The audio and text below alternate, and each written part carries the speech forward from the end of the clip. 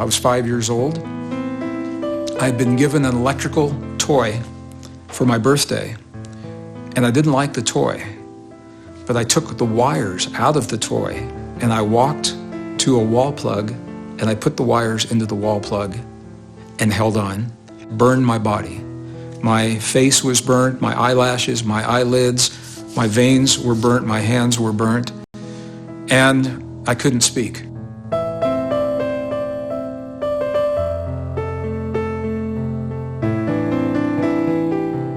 And while I was waiting for the medical people to come, there were other people in my room. My mother told me no one was in there, but I could see them. They were people that were helping to heal my body, that were not of this world. Not very old, 6, 8, 9 years. And my grandfather, I asked him, where do our thoughts go when we die? I was just like, I couldn't understand, where does our thoughts go?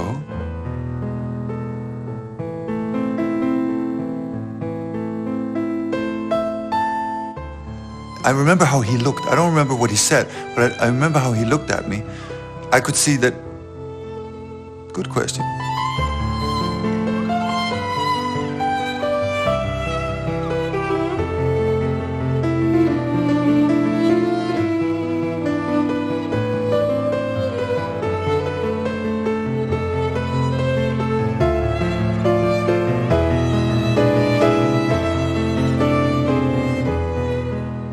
And as I was playing it, it's like I came out of my body. I went into another period. And I was still playing the piece, but there was a chamber orchestra around me. And this was like a couple of 100 years ago. I remembered playing there.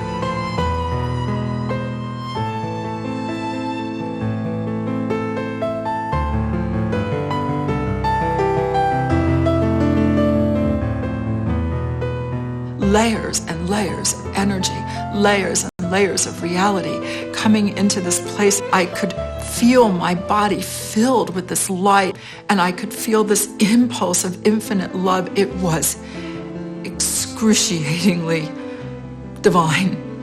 Do you believe in this?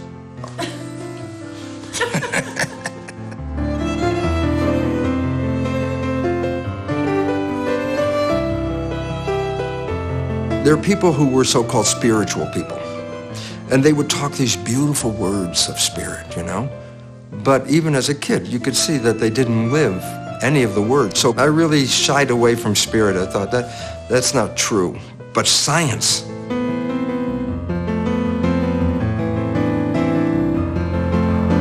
I'm not spiritual, right? Until this moment, and I realized, oh my God, where do I come from? The stars. Listen, my background, I'm an engineer. This is what I did for 40 years, 43 years of my life. It's extremely logical, it's very 3D, and everything fits in a puzzle that makes sense. I love that. When I started stepping into the esoteric, all of a sudden there were invisible things that I could not explain that did not fit into the puzzle.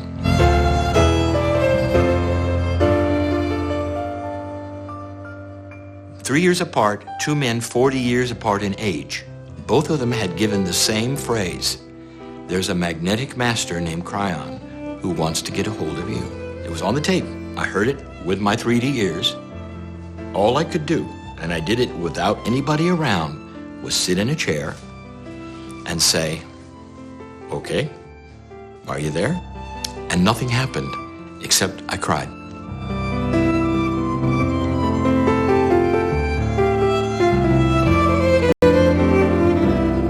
Is receiving information from a very high intelligence given the name Cryon.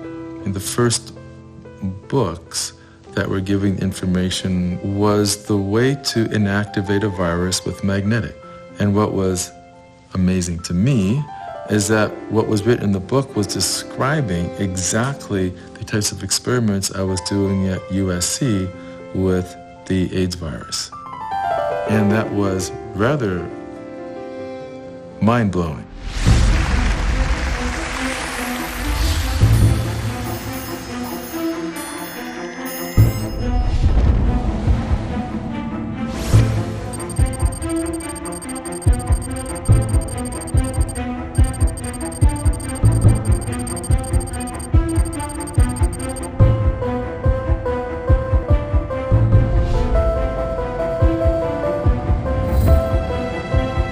Shalom.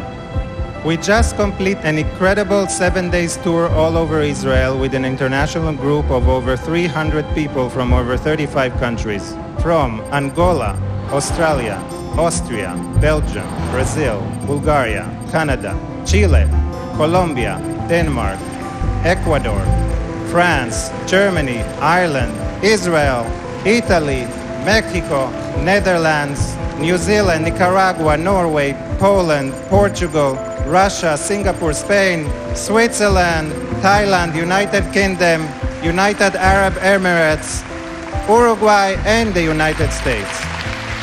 I'd like to call Mr. Lee Carroll.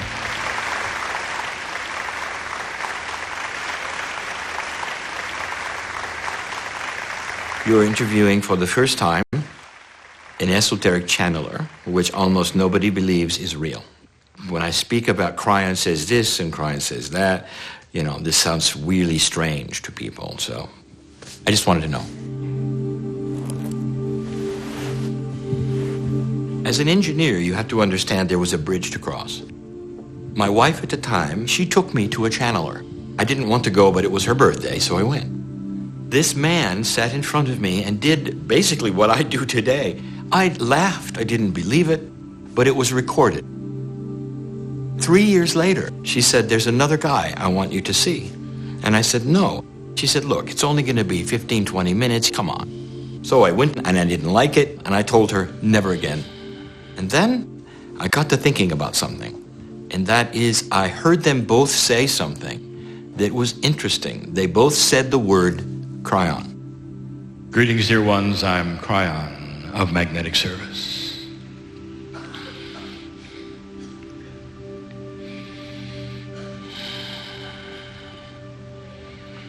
And so now we are in Tel Aviv, in front of over 900 souls. Is the man in the chair pretending? Or is there something here? I want you to take a moment and look at the reality that is before you now. Listening to a man in a chair, and you're told it is the voice from beyond. There is always the question, is it real? Can humans find a time when they will allow space for what they don't believe is possible? It's not going to take long before your scientists start to see what I'm going to be calling the field.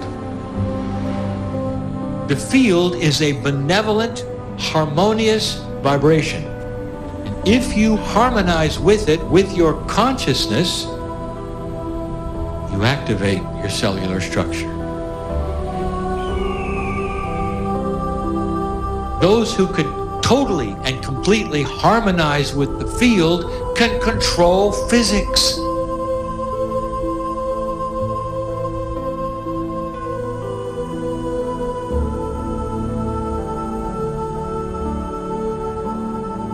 We sit in the southern part of Israel with a view that is amazing. And we're almost at the beginning of the tour, because that's what we said originally, didn't we? We said to you, no matter what you see in the next few days, look for God inside. Can you do this, really? Really?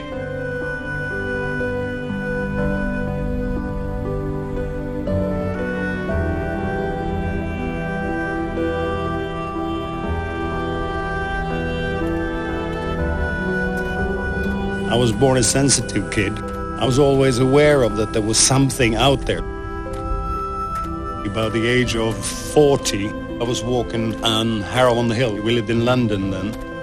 Halfway up the hill, suddenly it's like somebody sticks a Cuban cigar in my back. And it's hot. And it's like burning. Even the dog stopped. He looks at me. I looked at him and go, "Ooh, something's happening."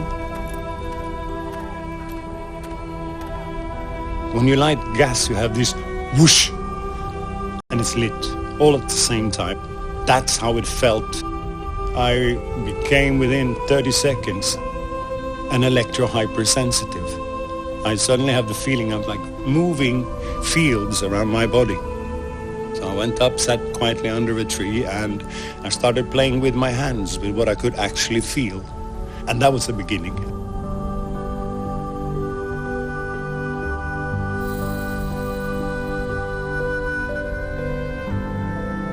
You feel hot, cold, tingling, movement, blood flow. You can be pulled, you can be pushed, you can be affected from hundreds of meters.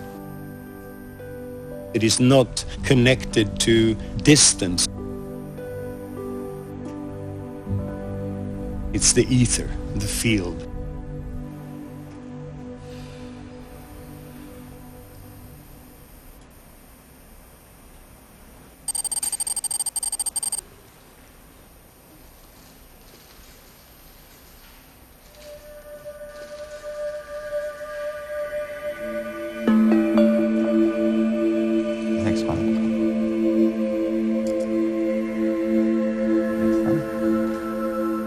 We are emerging from fingers.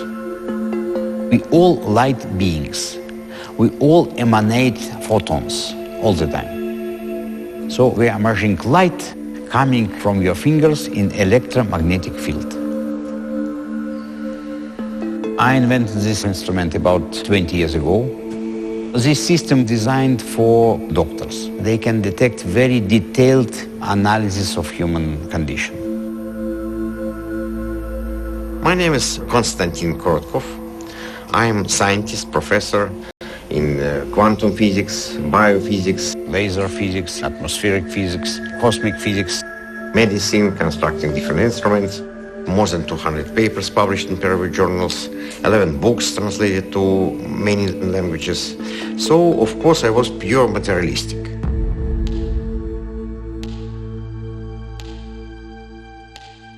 My name is Bruce Lipton. I started out as a young child with a Russian Jewish father in the United States in the McCarthy period. When I grew up in that McCarthy period, no matter how much they were against Russians and Jews, Albert Einstein was a hero of the world. And he was a Jew, and so Albert Einstein was my hero. That led me into science.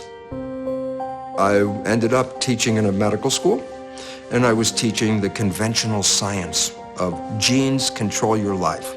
And this is an experiment that I did that changed my whole life. I have 50,000 genetically identical cells in a petri dish. All the cells came from the same parent. I split the cells into 3 different petri dishes. I changed the environment in each of the dishes. In environment A, the cells form muscle. In environment B, the cells form bone. In environment C, the cells form fat cells. Now you're left with a question. What controls the fate of the cells? And the answer is not the genes, they were all exactly the same. The only thing that was different was the environment. But at this time, which is back in the early 70s, all the scientific world was so wrapped up in genes that when I tried to show my experiments, my colleagues looked at it and said, no, that's, there's just an artifact, it's not real. I left the system. I knew I was teaching the wrong information, that genes do not control things. Next one. We had this experiment in Mr. Ramon, and idea was to see whether we can detect influence to people from different parts of the world. We had 5 cameras. All those cameras were synchronized with our scientific instruments. All experiments was done in blind way, so people did not know at which moment they start to influence.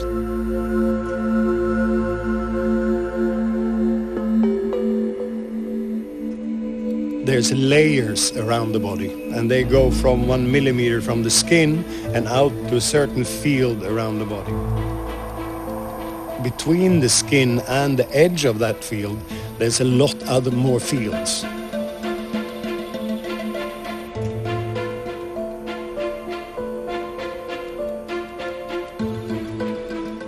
When I start off by almost touching and then I move slowly backwards, I am looking for the field that gives me the strongest sensation in the palm of the hand. When I find the right field, that field will start pulsing. Now, the pulse to me is just about the most mystical thing in the world, because I have no idea what the pulse is.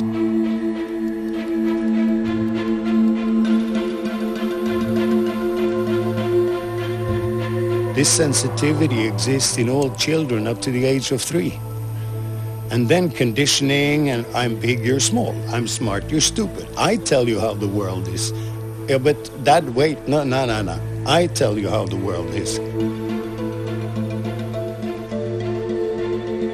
What I do, I believe anybody can do. I got 20 years of practice, but you can all do it. There's no mystery here.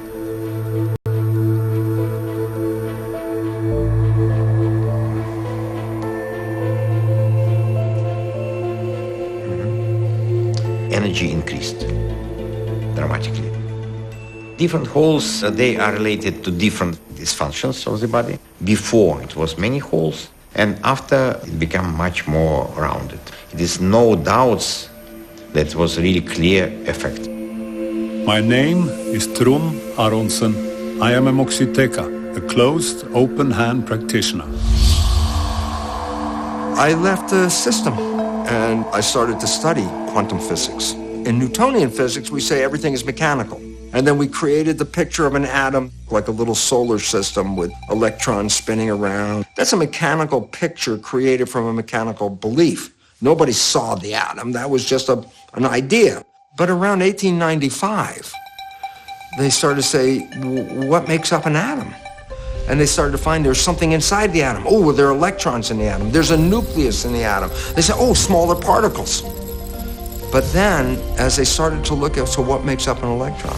What makes up a proton or a neutron? They found out inside of those things there's nothing but energy. The universe is made out of energy. The physicists call it the field. The field of what? Invisible energy. Energy not seen. It touches you in ways that are fascinating. What is that? Wouldn't you like to bottle it and take it home and analyze it, and you can't? Truly, what is this?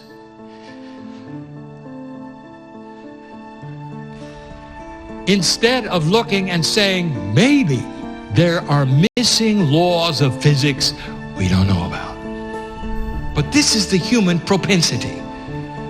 Take what is known, observe what is unknown but there, and place it into the boxes of the known. Even if they don't make sense, even if they're mysterious. Welcome to dark matter. Let me tell you one of the biggest places that you're missing. The place of the physics of consciousness.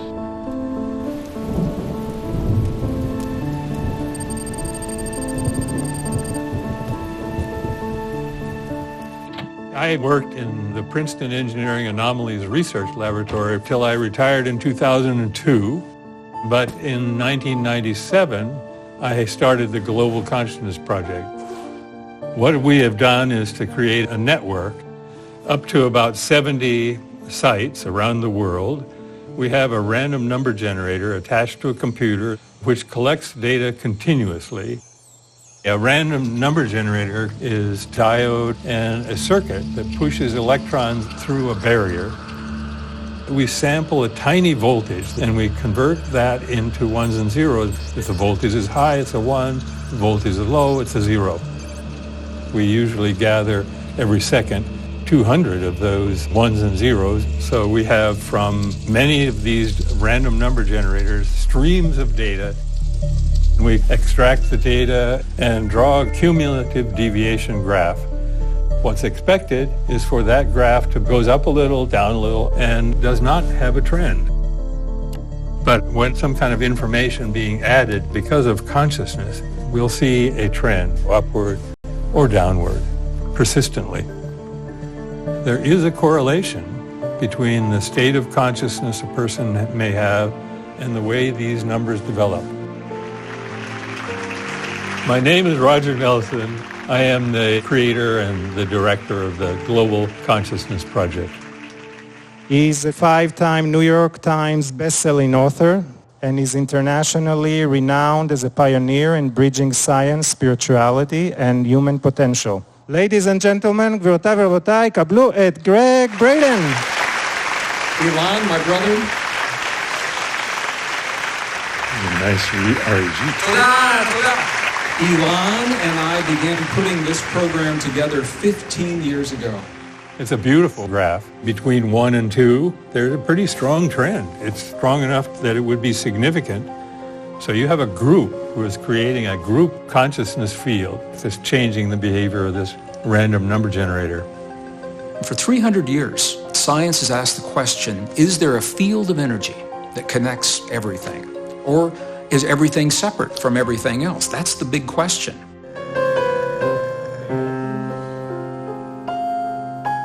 The field is the energy. The field is the origin of everything. And that's what the music is actually doing. It's connecting to the field. Once you're connected to the field, you're in your power. My name is Robert Coxon. I'm a composer. And I've actually always done music since I was 1.5. And it's always been my passion.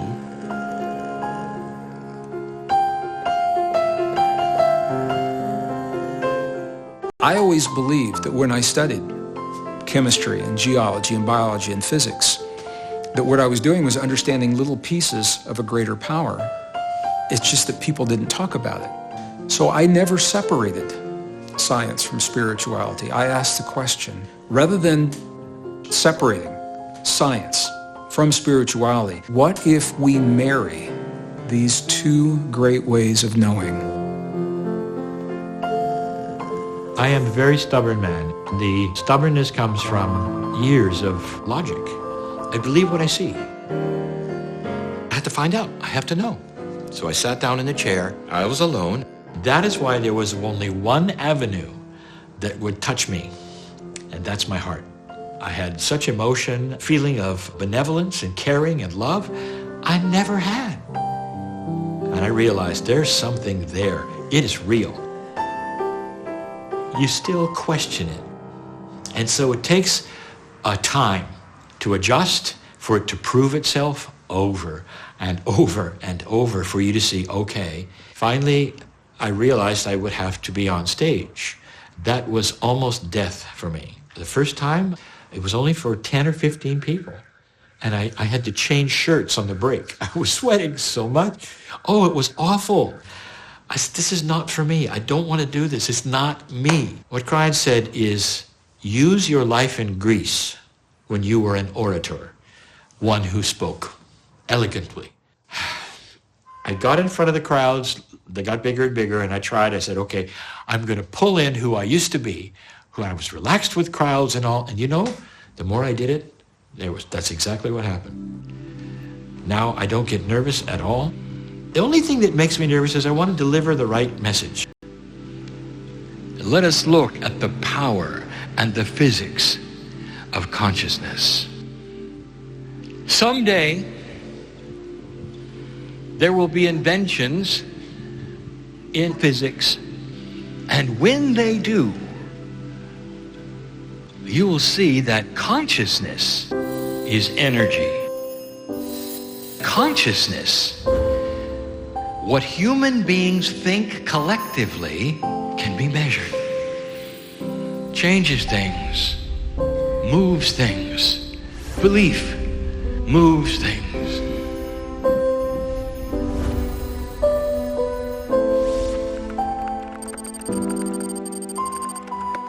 My name is Lynn McTaggart. I am an international award-winning author and journalist, and I've written 7 books. 4 of them have been about science and spirituality. Hi, everybody. I wanted to put the idea that our thoughts are an actual something with the capacity to change physical matter to the ultimate test. And I wasn't really sure this was going to work. The idea was to see whether it's possible to detect change of parameters of water under the influence of collective intention from other parts of the world. This is our setup in St. Petersburg, Russia. The water sensor is our little bottle of water right there. Bottle of water with sensor. We apply very short electrical impulses to water. And we're measuring response of water, conductivity of water, pH of water, negative potential of water. So it's a combination of different parameters. I developed special sensor, Sputnik. This sensor can respond to human consciousness. We're measuring distribution of standing electromagnetic waves in field. So it's physics. In simple words, we are measuring condition of space depending on amount of negative ions, positive ions, interrelation between them, and of course radioactivity as well, plus geomagnetic field. I turned on this measurement in totally automatic mode and I left the room, so I closed the door. So I didn't know at which moment they make this influence. In Miami it was daytime, in St. Petersburg it was practically midnight. Are we ready? Okay. A deep breath in and a deep breath out. Deep breath in. Visualize that bottle of water. See yourself connecting with it. See your mind traveling all the way over to St. Petersburg and sending attention to that water. Our intention is to send love to this water so that it becomes part of our hearts and becomes pure and more alkaline. Keep feeling the connection with everybody in the room. One big consciousness.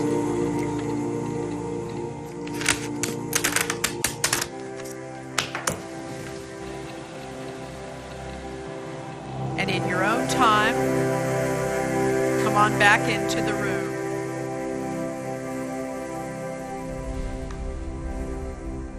We ran a water experiment yesterday, remember it?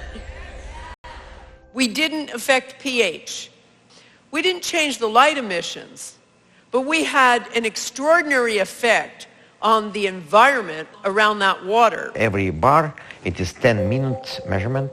It was an hour and a half, 90 minutes. All of that blue is when it was turned on.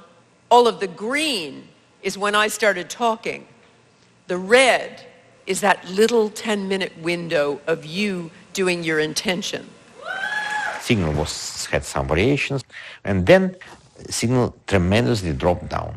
It means a calmness, your calmness, have an effect on a little bottle of water, thousands and thousands of miles away.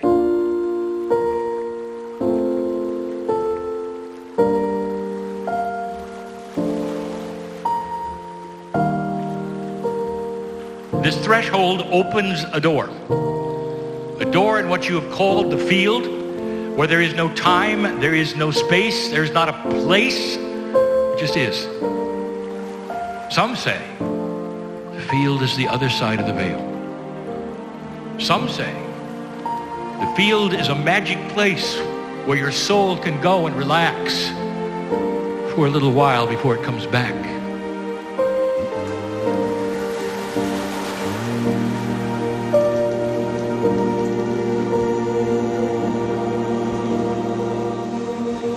Just keep holding the tone.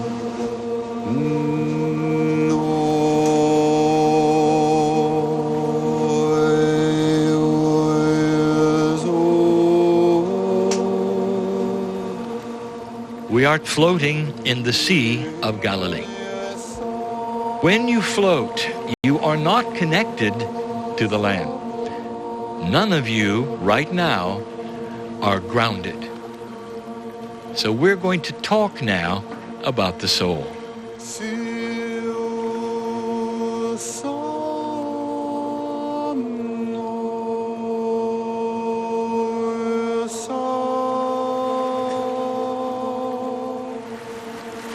Dear ones, you never die. This is not a New Age belief. Go back as far as you can and find the texts of the belief of those Hindus and those Buddhists thousands of years before your prophets. What was the staple of their belief? The soul returns. Intuitive, common sense, spiritually made sense.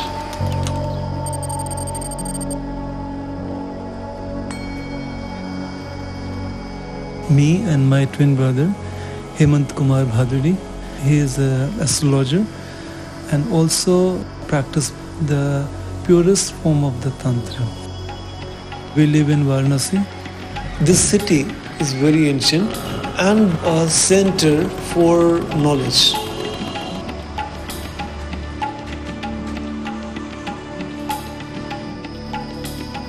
We have collection of 80,000 books and manuscripts in our house that collected by my grandfather. Tantra, Yoga, astrology, Ayurveda and philosophy. Also alchemy in these books. Some of them are really very old, more than 1,000 years.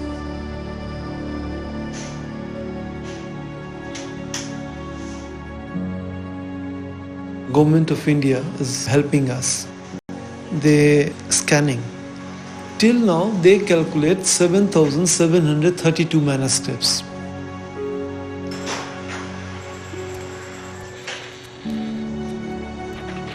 My grandfather, when he was 21 years old, he left everything and started his spiritual life. He did tapa. Tapa means when we follow the divine, when we alone from the society. Even though Sage Bhrigu left his body many thousand years ago, he appears to my grandfather and he blessed him with the knowledge, ancient knowledge, how energy is active everywhere. I'm Dr. Jayant Kumar Bhaduri. I'm Ayurvedic doctor. I'm practicing Bhrigu Yoga.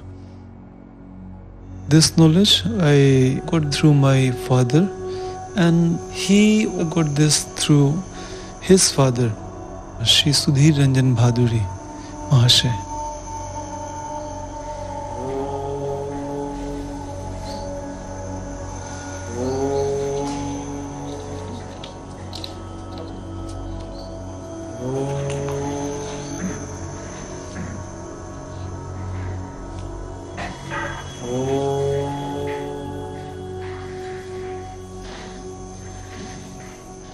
According to Indian philosophy, soul is observer, inside.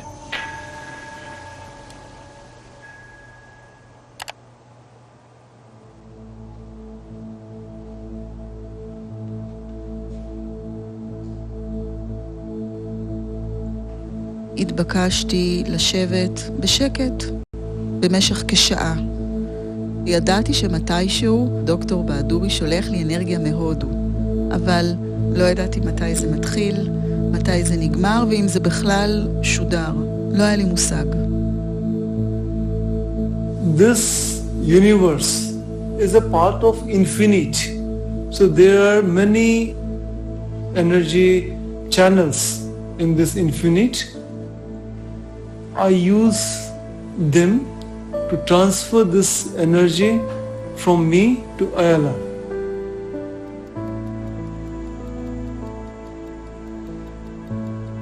We believe that everything is one. So this one active and activate all energy channels in one form. So Ayala is not separate with me. I feel that she is very near to me.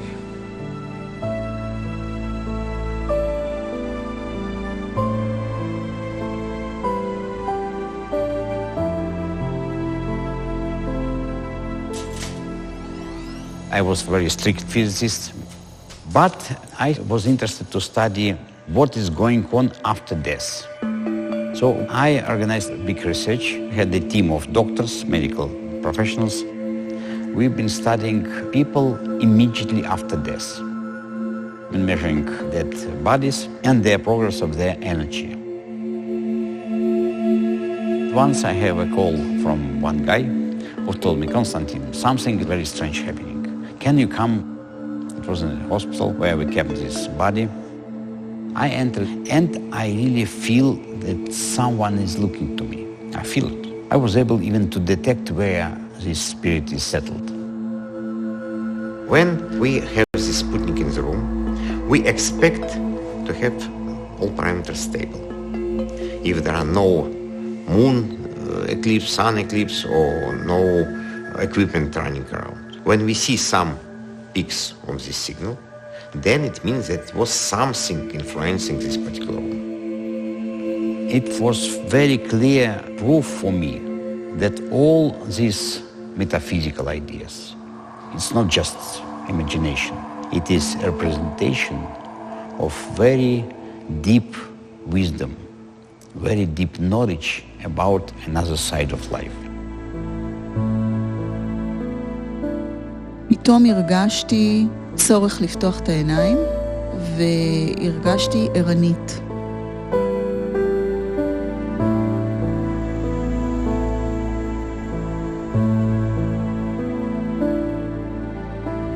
This is measurement from random generator, and this measurement from Sputnik. As we had time code on both graphs, we were able to see that when he finished, we had this strong peak on both graphs. We did this measurement twice to be sure that it's not just random variation. In this second experiment, he enters this increase of signal, then he starts meditating. Again, it's increase of signal and signal is coming up, then it's coming, then he stops, but signal still is coming up. It's after effect. If you put these two graphs together, you see it's practically the same. Different type of measurement. It's amazing. Thousands and thousands of kilometers from India to Israel, Dr. Baduri was able to change physical process. And what does mean physical process? It means physical reality. I wish to speak of the prophet Elijah. Pretend for a moment you serve Elijah, the name of Elisha, and Elijah comes to you and says, I want you to write it down, because I have chosen my time to ascend.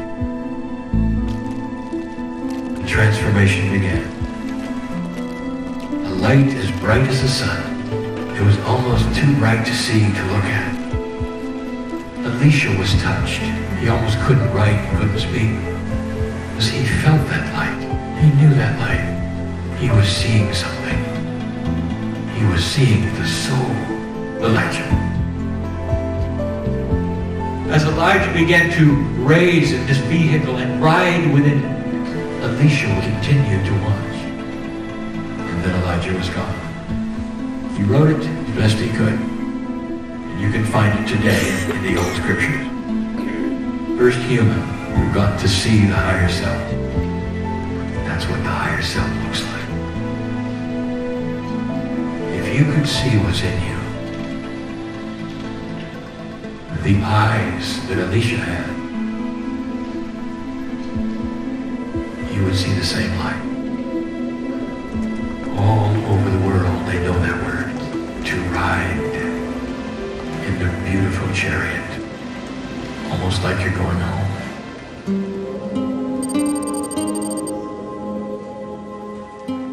I've waited a long time to sit where it happened.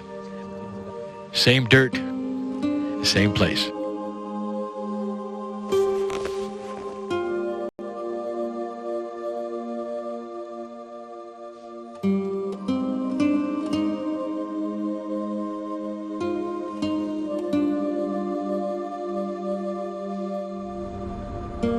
All Elijah saw was light. And yet now we tell you this is simply the DNA field fully activated. There's a field around you. It's a DNA field. It's a consciousness field. It is not your brain. Consciousness is not biology. It is the quantum portion of the DNA. The 90% that is not understood by science is the quantum portion.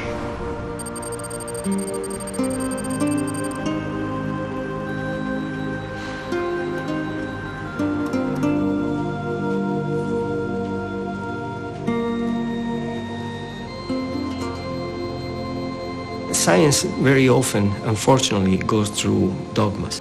DNA is one of these dogmas. Only 1% is coding DNA. These are the genes. And for a long time it was thought that all the remnant of the DNA, 95, 98, 99%, was just junk DNA, was garbage. Now we know that this is absolutely not true. In order to understand what the code is, we have to go to the vibration. My name is Carlo Ventura. I'm a cardiologist. I'm a full professor of molecular biology in the School of Medicine at the University of Bologna. And I'm the director of the National Laboratory of Molecular Biology and Stem Cell Engineering at the National Research Council in Bologna. I was very, very young, maybe less than 10. And I saw my mother, she was sick. I promised myself that even if I could not see what was making her being sick, I will find it and I will cure her.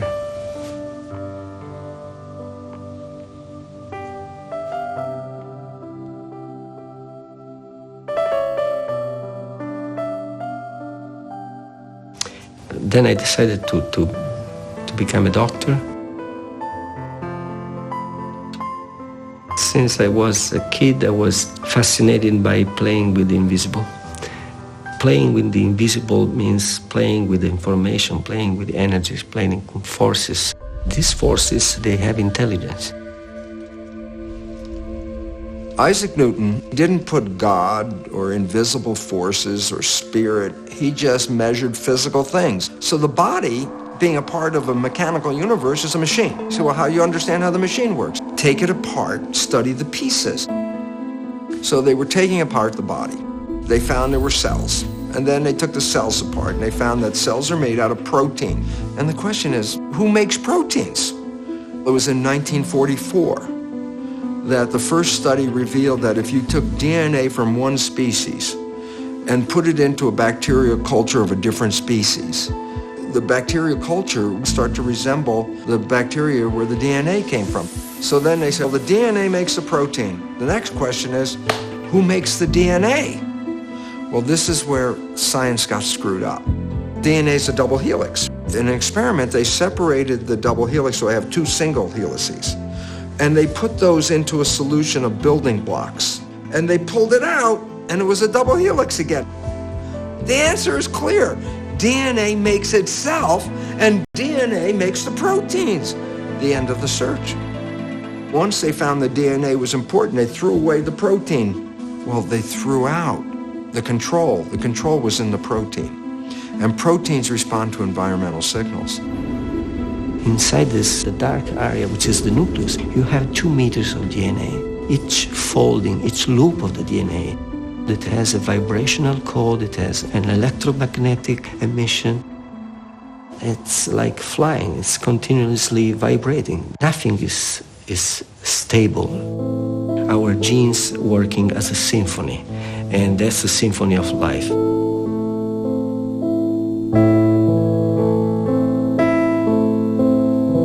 The information which led me on the path of electromagnetic research with lasers, that it began with a vision of DNA. The vision that I had was that DNA is more than just physical chemistry. The information that was profound was that the structure of DNA, coils within coils, DNA was also creating electromagnetic frequency information, and that the DNA in the body was communicating with each other instantaneously like radios.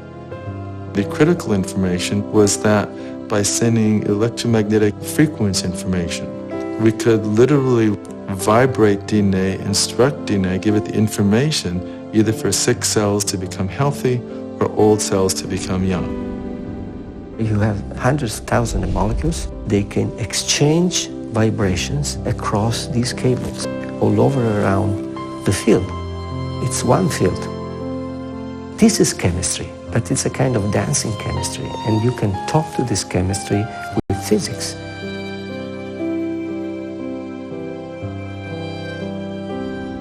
The outer surface of the cell membrane is there are little antennas called receptors. And the receptors are responding to environmental signals. This is what changed my whole life in a minute because I wasn't spiritual. I realized it's not the antennas, it's the signal coming to the antennas. I'm like a television set. I'm playing the Bruce show, but the broadcast is coming in. And if the body dies, broadcast is still there, just like a television set.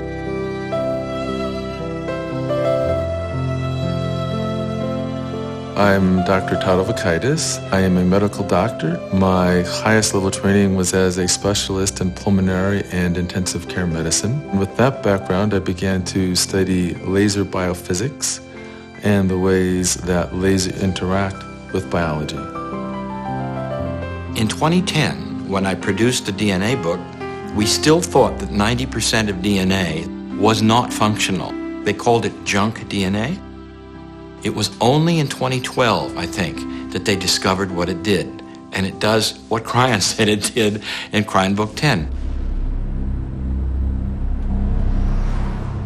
The field is a sub-reality that contains the potentials of everything that exists. The potentials of the future. Precognition is simply the identification of what is already there. It's just not the time for it yet, but it exists. It becomes a little bit difficult to understand the nature of such an intelligence, Cryon.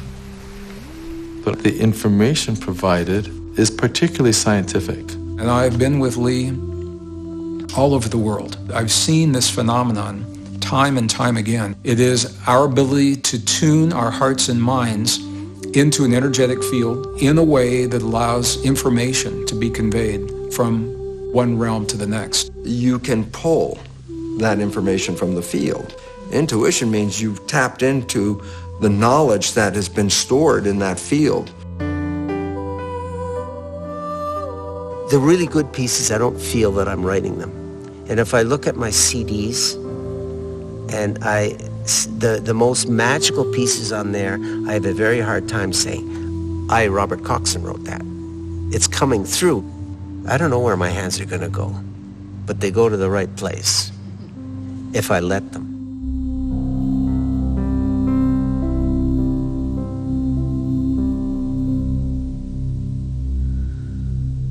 I love the idea of setting the empty chair. The chair is filled. But when Cryon comes in, I go away. When I first started, I thought, what if I have a whole auditorium full of people and I sit in the chair and Cryon doesn't come? That was the biggest fear I had for the first few years. Then I realized it's not going to come in. It's already here. No angels are separate from the one God. We put them there. Cryon says, you've called me a name because that makes you comfortable. He says, on the other side of the veil, there is a collective, what you call God, billions and billions of energies with one consciousness. We sit on the Mount of Beatitudes. You might hear the wind blowing in the background. Here is a statement. I am that I am. These two words together, you have to group them. The statement is very clear. I am part of the creative source, a piece of God. Now I ask you, who are you? Really? As you sit there, who are you?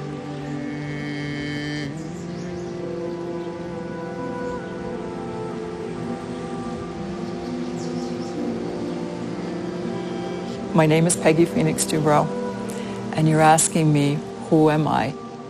I woke up when I was 22. That defines me. I was raised Christian, and I had learned that God was my father in my religion. But I didn't feel this love. My own childhood, I came from a pretty dark and dirty place. My father, he was a paranoid schizophrenic alcoholic, and he was very abusive to my brother and sister and I was the oldest. That's what drove me. I needed to know God the Father. So I sat quietly in the living room and I wrote, I want to remember God in every cell of my body, in this time, in this place, in this moment. It was like veils of reality fell away. Layers and layers of energy. And then I could feel my body filled with this light and energy. I only knew I'm in this space that I just experienced the most exquisite divine love ever. And I just wanted to share it, and I just wanted to tell people God is real and God loves us as we are. The first thing I did after having that experience is I went to the elders of my church. The elders of the church said, we know who you are. We know where you live. We know what your life is like. You're dirty. Why would God talk to you? There was just no way. So I went quiet, and then I began to study. 15 years in deep study. And then I had a second experience. And this light structure started to radiate out, and the structure of the lattice showed itself. So it's fibers of light and energy. It's an extension of our sympathetic and parasympathetic nervous system that has feedback loops, infinity feedback loops that radiate. It is a system in our energy anatomy, like an energetic skin. And I started to see the lattice in people's energy fields. I've learned how to read the fibers of light and energy and what they have to say. We are light.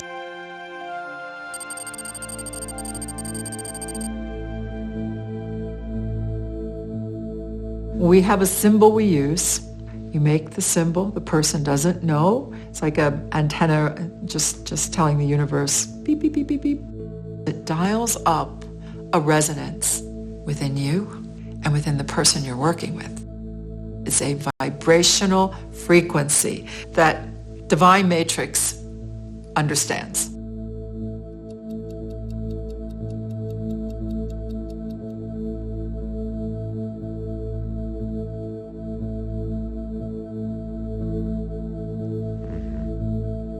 This is interesting that it was big jump of parameters, very unexpected jump.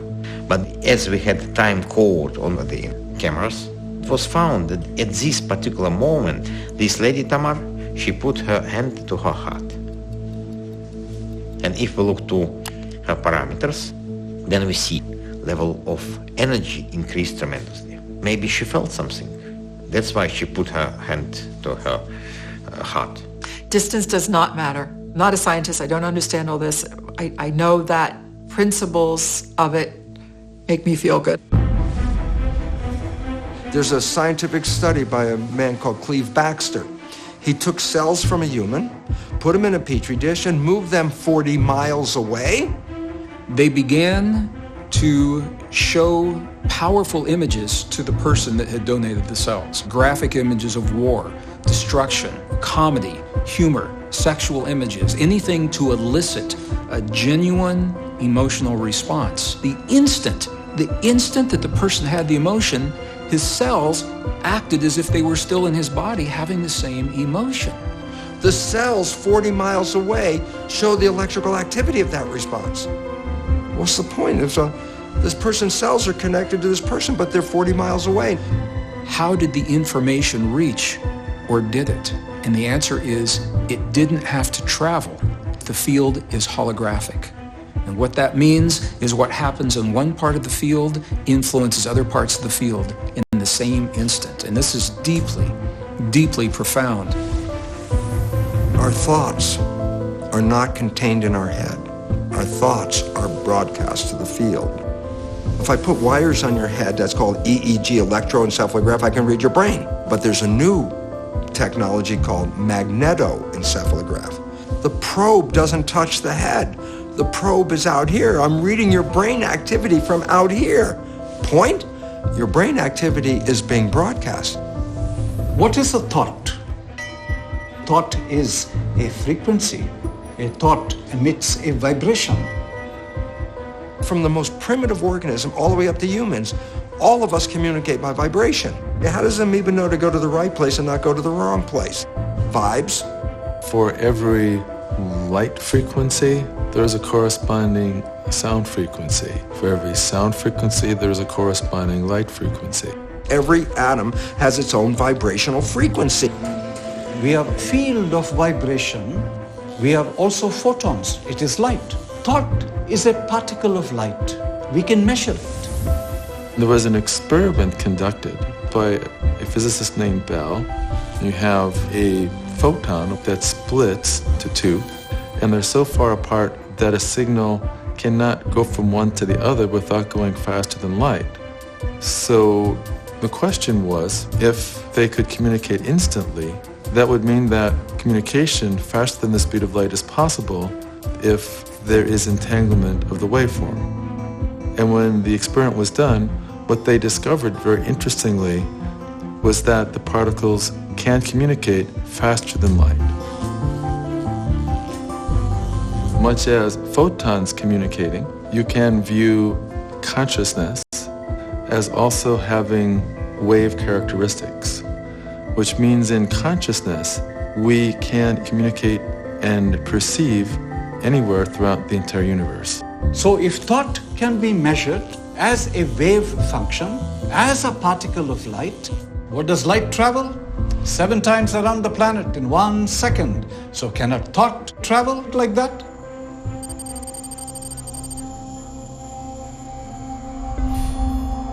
My name is Krishna Madappa. I run an Institute for Science, Spirituality and Sustainability in the US. My education has been engineering sciences, mechanical industrial engineering, biophysics, and psychoneuropics.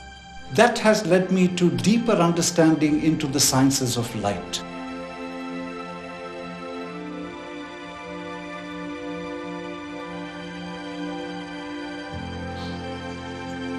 We sit on the Golan Heights, where many wars were, and many Israelis will say it's only a matter of time, and there will be another, and another.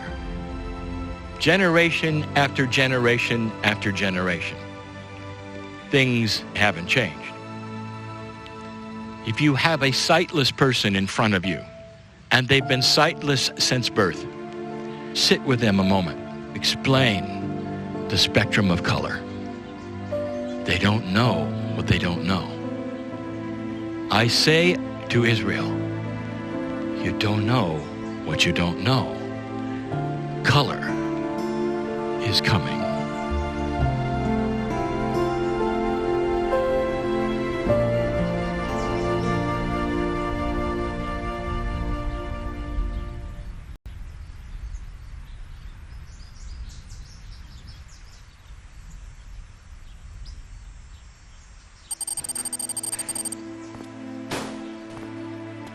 When I was 3 years old, I was kind of drug off to our local community church. I can remember my little feet hanging over the pews.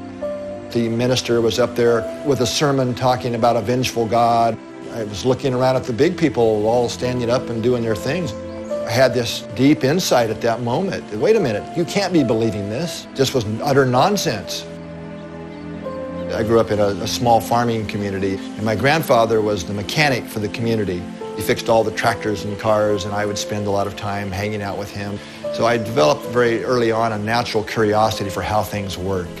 What are radio waves and electricity? I was never satisfied with our explanations of what is an electric field or what is a magnetic field.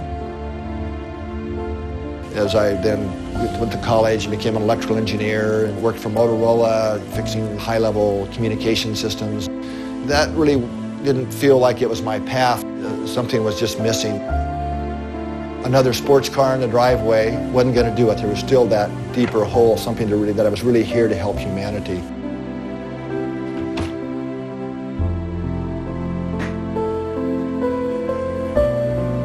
I deeply understood, not just mentally, that it's about consciousness. It's not about technology. Technology is not going to solve the world's problems until consciousness shifts. I'm Dr. Roland McCready.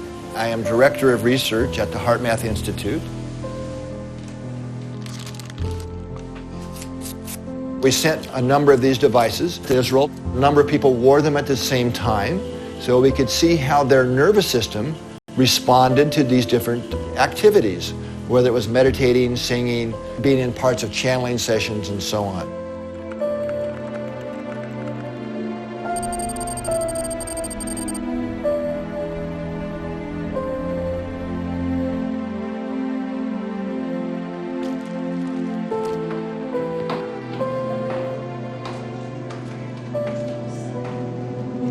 Keep the tone as soft as you can.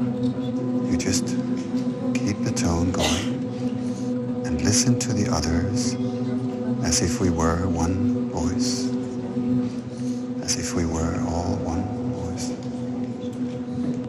Very softly.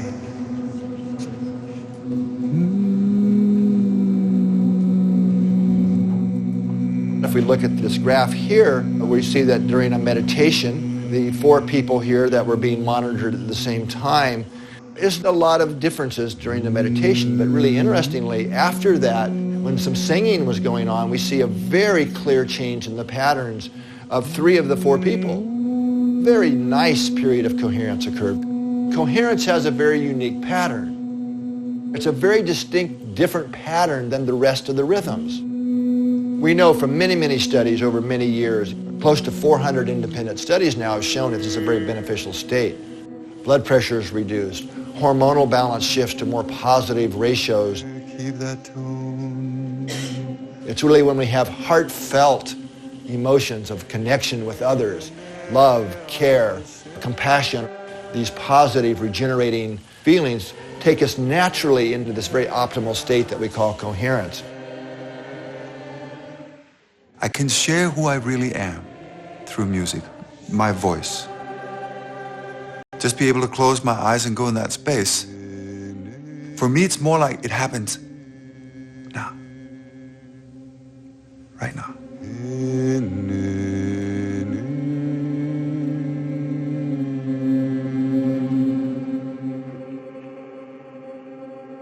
When I sing, that's when I pray. As I wrote in my song, you know, the one that started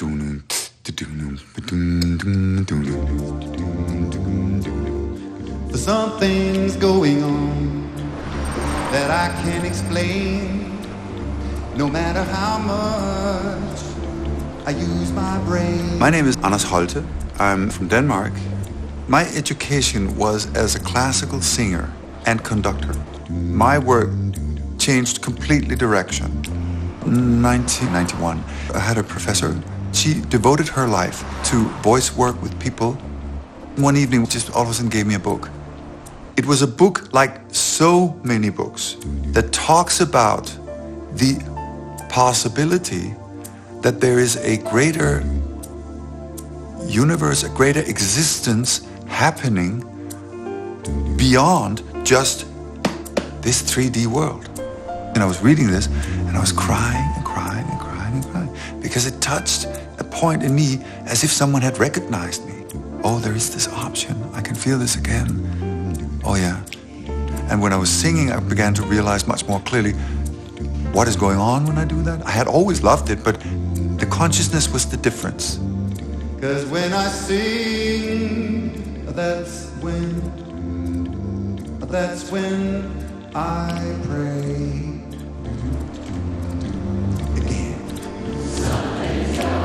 Oh, right.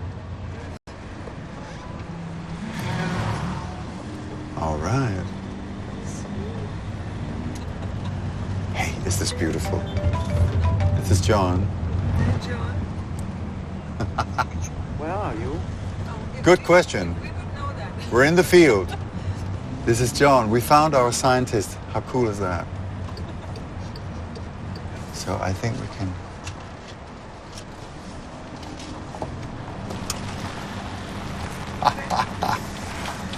Look at that.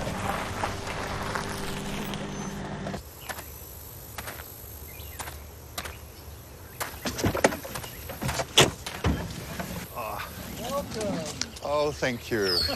Hey, John, we made it. How are you? This is good to see you. Man, this is good. Oh, Good to my God. see you. I can't tell you how glad I was to hear your voice here at the end. Wow. Christina, how are you? Wonderful to see you. This must be the most beautiful located laboratory in the world. I don't know about that, but it's certainly a beautiful spot, isn't it? Oh, my Wow. God. I'm looking forward.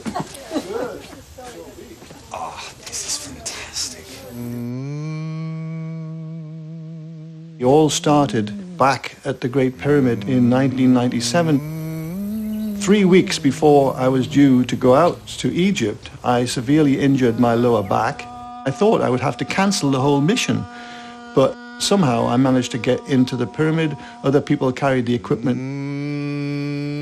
The experiment that was designed was to make visible the resonances in the sarcophagus.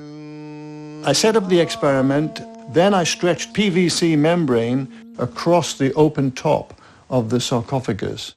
Then I sprinkled sand on the membrane. And when we switched on the sound, this is just pure tones, electronically created tones. A whole range of ancient Egyptian hieroglyphs started to appear in the sand. First one was the hieroglyph for backbone or spinal column. It was writhing about like a snake. Antiquities inspector, he was like, how you do that? How you do that?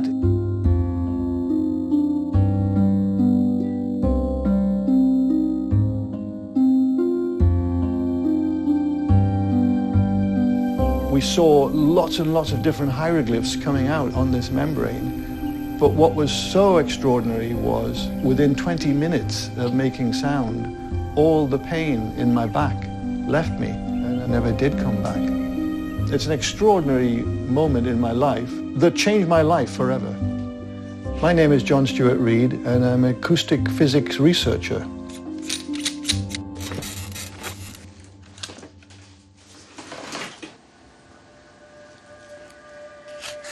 Pythagoras said that music could be used in place of medicine. It got my attention, and I thought there must be some experiments that could be conducted where we can carefully measure the response of music to some sort of healing situation. The first experiment that I conceived of was using blood. You take a vial of blood and you place it into an incubator with a small loudspeaker in the incubator that's feeding music to that blood. At the same time that that's happening, we have another vial of the same blood. We have a Faraday cage, which is electromagnetically screened, but it's also a very, very quiet environment. So that blood is not receiving any music, it's just receiving quiet.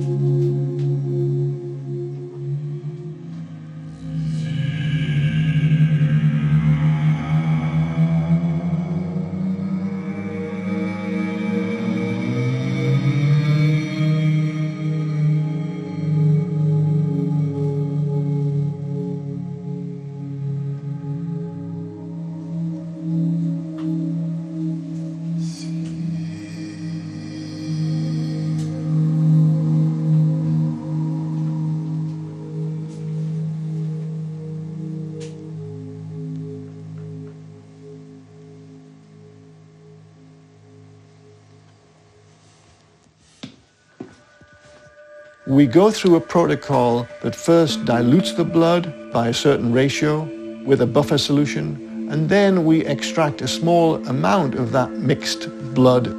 When we put that blood into the cell counter, it will tell us how many cells are actually live and what the term is viable.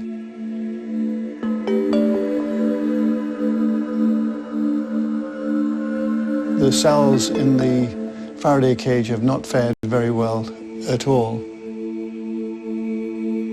Mostly dead. But if the cells are dead, that means that the cells from the tube that got exposed to my voice, they'll be dead too. I mean, it's the same blood. I think we should probably repeat that though and see if we get the same result. Let's try counting the cells.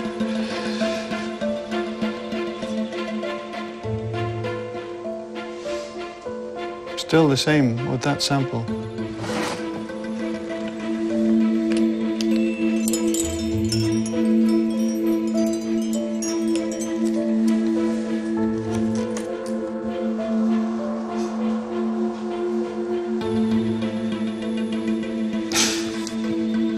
I hope you can see this.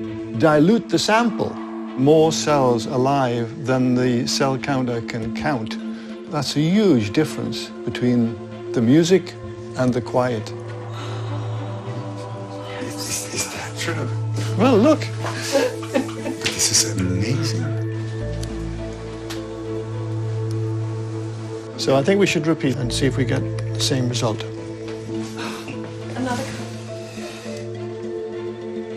Above the range that it can count, cells that are transiting towards being dead have been actually re-enlivened to the extent that so many of them are now alive. It's really wonderful. An amazing result. Absolutely amazing.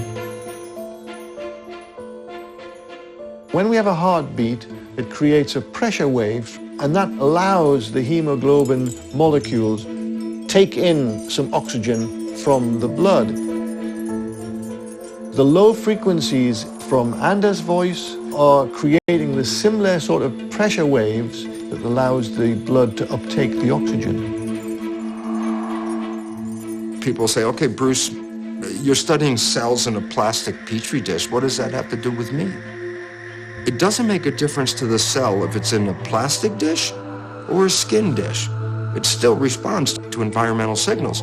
So the environment is controlling the cells. But between the environment and the cells is the mind, and that does interpretation. If you open your eyes and see someone you love, your mind interprets love, and you release beautiful chemicals. Dopamine for pleasure, oxytocin for bonding. If I take the chemicals from a brain that perceives love and put them into a plastic petri dish, the cells grow beautifully. If I take the chemicals from a brain that perceives fear, the cells stop growing and they start dying. So you're the one whose thoughts change the chemistry, and the chemistry controls the genetics. So all of a sudden, you're not a victim of your genes, you're the master of your genes. We are on Mount Hermon, and it allows a view into Lebanon and Syria. Not too far from here, a dark army without borders. Consciousness you have carried around for eons and eons, and the darkness that you have seen could fill libraries. Where do you take your cue from? I'll tell you, from the past. Isn't it time to change that? You can change the past because of what the future holds. It means that the consciousness that expects a good future will back up and change that energy that says you're nuts. It's going to happen again. It's going to happen again, because it always does. Things that are happening in the future can change the past. Did you hear that? We were able to send these cells back in time. So this was our experimental model. We grew cells for more than 3 months. This is a critical point where the cells are completely aged. They're not able to do anything. They start to die. we found is that exposing our stem cells to radioelectric field, we were able to send these cells back in time. And the cells started to proliferate again and to differentiate again. That means making our cells baby again. It's like a time machine. Sound, magnetic field, light are all diffusive energies. They can pass through the bodies. Our work has involved creating a new type of laser technology. We can take the waves that start out coherently and redefine their movement such that the waves are now exactly out of phase. And when we do that and combine the waves together, the wave patterns cancel each other out. So we've created a new form that you could almost call invisible light. When the laser is constructed in this form, it goes much more deeply than ordinary laser. Instead of stopping at the skin, we can go deep into tissue. Our earliest experiments particularly involved working with HIV. In studies done at the University of Southern California, we completely removed the virus with no harmful effect upon the cell. Our work in Africa has taken that further, creating a combination of nutrition plus waves with extremely good results. Our most impressive case, a patient from South Africa who had virtually no immune system left, a normal CD4 count, under 200 is AIDS, and this patient started at a level of 23. 6 months later, there was no detectable virus. Following him for 5 years, his immune system recovered to a high normal 1100. The viral load was undetectable at that point.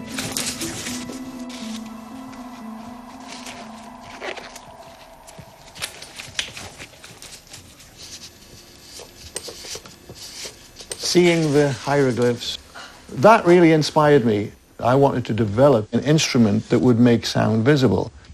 Ultimately, I developed the cymoscope instrument, which uses a very small volume of water that is exquisitely sensitive to vibration.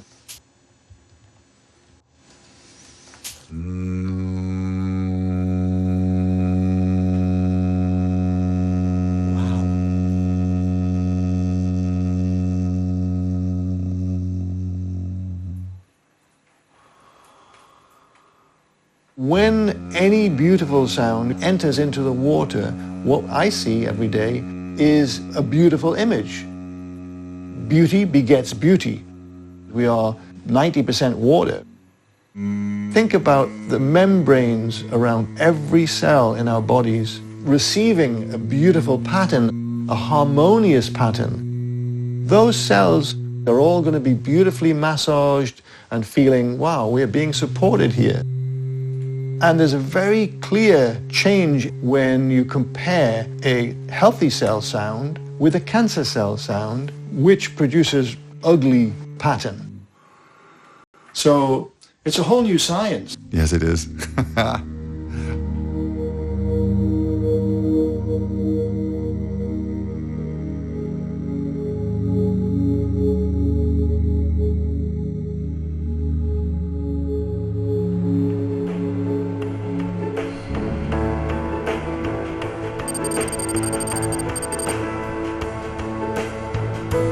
שמי דוקטור ירון סגל, פיזיקה של אטמוספירה, זה הדוקטורט שלי. ב-2001 נולד לנו בן שני, ליר, יהיה לו דלקות בעיניים, שחיקה על הקרנית של העין. זה אמור לכאוב כאבי תופת, זה לא כאב לו בכלל. והרופאה שלו אומרת לנו, כן, זה לא מבין. ואז אנחנו שואלים אותה, מה עושים עם זה? יש לנו חיים עם זה, אין מה לעשות. הסתכלנו באינטרנט, ובוא נגיד ככה, זה לא דבר שאת רוצה לקרוא לפני השינה. זה הרבה ניתוחים, קשיים בתקשורת, ובעיקר מה שיש שם זה תמותה בגיל מאוד מוצא, בין 5 ל-8 שנים.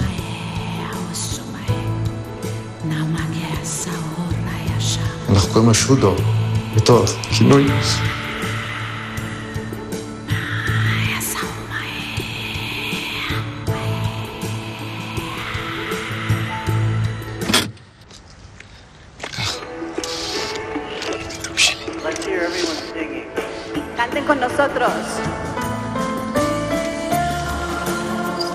ליר ואני היינו מטיילים כל ערב ובזמן הזה הייתי חושב, איך אני מגיע לשורש הבעיה שלו? לקחתי את הפיזיותרפיה, והבנתי שמדובר בתהליך שמשדר אנרגיות נמוכות, תהליך מאוד מאוד מדויק, שמכוון רק למערכת הספציפית שאותה אני רוצה להפעיל. ומזה הגעתי לתדרים. באיזשהו שלב עלה הרעיון של אם יש פעילות מוחית, היא משדרת החוצה בתדרים מסוימים, אני יכול לשדר פנימה את אותם תדרים, ובעצם להפוך את התהליך הזה.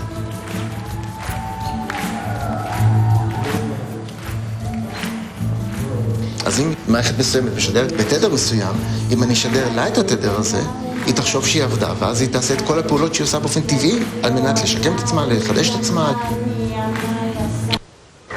מה אבא? אוח, אני אוהב אותך, ילד שלי. ואז ב-2006 כתבתי הצעת מחקר ראשונה. הצעתי את זה לכמה קרנות מחקר גדולות בעולם. התשובות שקיבלתי היו מאוד פושרות. היו כאלה שאמרו לי שאני אומר שטויות. ברגע שאת יודעת שהאמת שלך היא נכונה, אין לך הרבה ברירות.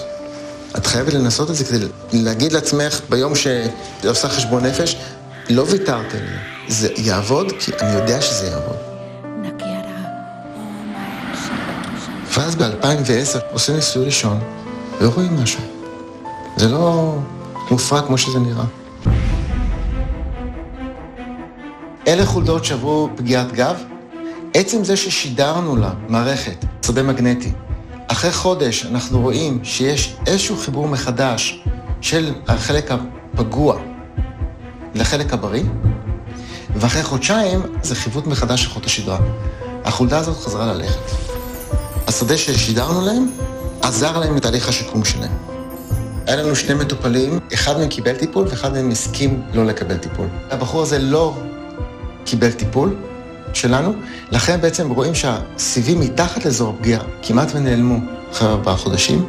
לעומת זאת, הבן אדם שטופל, אחרי הטיפול שלנו רואים עיבוי משמעותי של היכולת הולכה מתחת לאזור הפגיעה, ואיזשהו סוג של חיבור בין החלק הפגוע לחלק הבריא. בעיקרון אמרו לאותו מטופל שהוא לא יכול להזיז את הרגליים אף פעם, בסוף הטיפול הוא גם יצליח להזיז את הרגל. גוגל התלהבה מאיתנו כי אנחנו הלכנו במתודה מאוד מאוד קשוחה. כלומר, אנחנו צריכים לגלות איזה תדרים מתאימים לאיזה תפקוד שאנחנו רוצים, וכשאנחנו לוקחים את זה לניסוי קליני ומוכיחים שזה אכן עובד. בטח, כל העולם יגיד לא. לא, אני אומר את זה הרבה פעמים. כל העולם יכיר לו תודה. כי אם זה לא היה הוא, זה לא היה. It's a human cardiac cell, contracting, beating. By this sensor, we are recording this trace here. It's a vibrational code.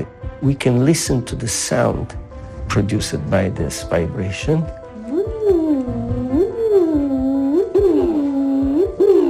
When this sound was given to non-differentiated human stem cell, after 2 weeks, the cells transformed into beating myocardial cell.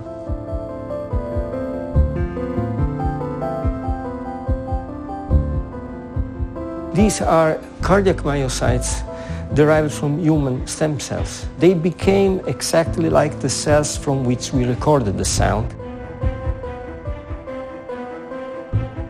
My main work in regenerative medicine and trying to fix a broken heart.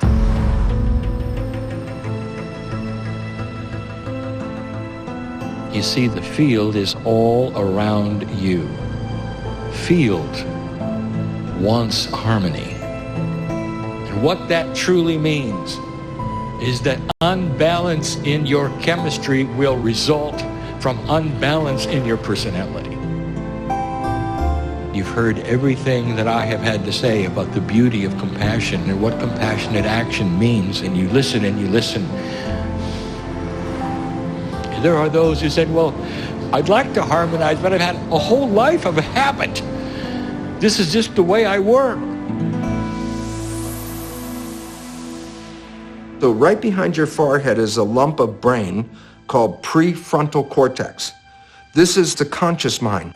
The conscious mind has wishes, desires, aspirations. What do you want from your life? Creative. Conscious mind is about 10%. The rest of the brain, 90%, is called the subconscious mind. The subconscious mind is primarily habits. And the fundamental habits didn't come from me. The last trimester of pregnancy and the first 7 years of your life, your brain is operating at a low vibrational frequency called theta. And theta is hypnosis. How do you learn to be a member of a family, in a community, in a culture? You watch other people. You focus on your family, see how they do everything. You learn from everybody else. So the programs that you get for the first 7 years are not yours. They came from other people, and they pass that on to you. But the problem is, it's not just the previous generation, the generation before, the generation before, so we pass down through the family. Here's the problem, big time. Science has found that 95% of our life, we're thinking. When the conscious mind is thinking, it's not paying attention. When the conscious mind is not paying attention, the subconscious program is the default. Well, if you understand that, then it says only 5% of the time you're running your life with your creative mind, the wishes and the desires and what you want. 5%, 95% of your life is coming from the program. Yeah, but the program is not your wishes and desires, it's other people's behavior. 95% of the day you are playing programs that psychologists tell us are limiting, disempowering, self-sabotaging. All of us, every one of us, every day, plays programs that we don't see, and they're not ours. All we see is the result. And we go, oh my goodness, this is not what I wanted. Yeah, but this is what you created.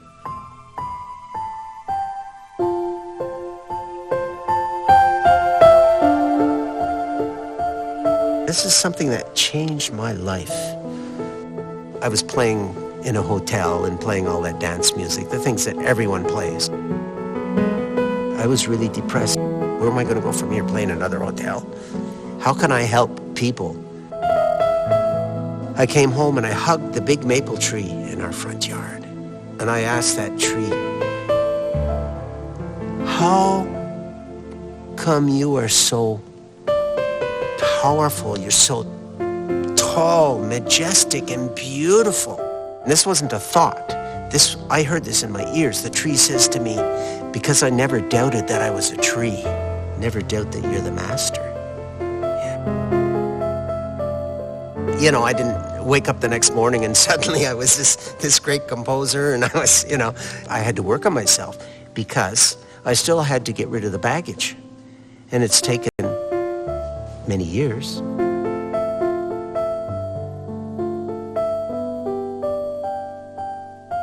How we limit ourselves. Oh, I'm too short for this. I'm a woman, I'm not a man. No, if you say something great about yourself, you're recognizing the God within. And that's so important.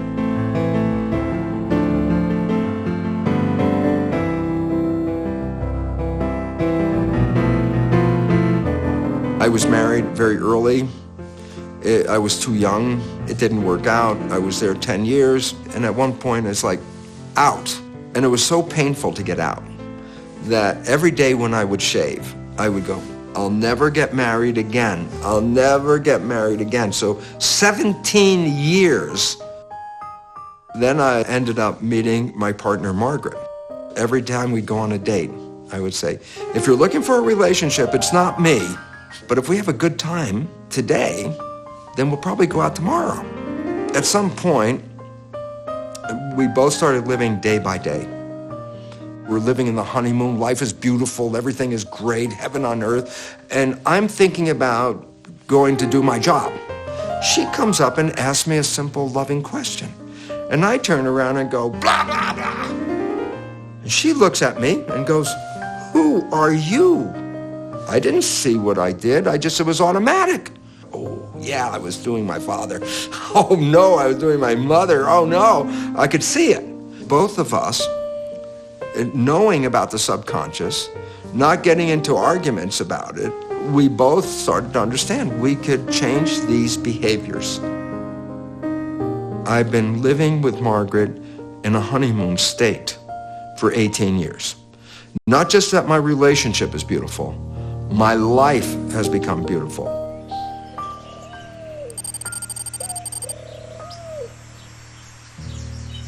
Have you felt it yet? The profundity of this trip. It's just another tourist area, right? You're going to remember this time. If you look at humanity, you haven't learned the basic. Hatred begats hatred. War creates war. The human nature is not wise. It hasn't figured out the basis of love. The love is the glue that holds the universe together. We have 2 satellites in the northern hemisphere, and each satellite will send back a signal, and every 24 hours in a day, the signals will ebb and they'll flow. The strength of the field will ebb and flow in a very similar way. One day, the fields just spiked right off the chart. The scientist said, what on earth is happening to create this spike?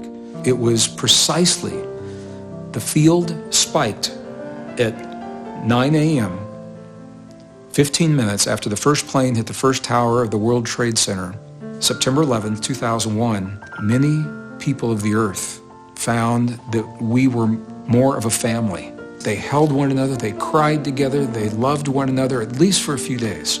And scientists attribute that closeness to the strength of the magnetic fields. This has led to a project that is called GCI, the Global Coherence Initiative, headed up by the Institute of Heart Math.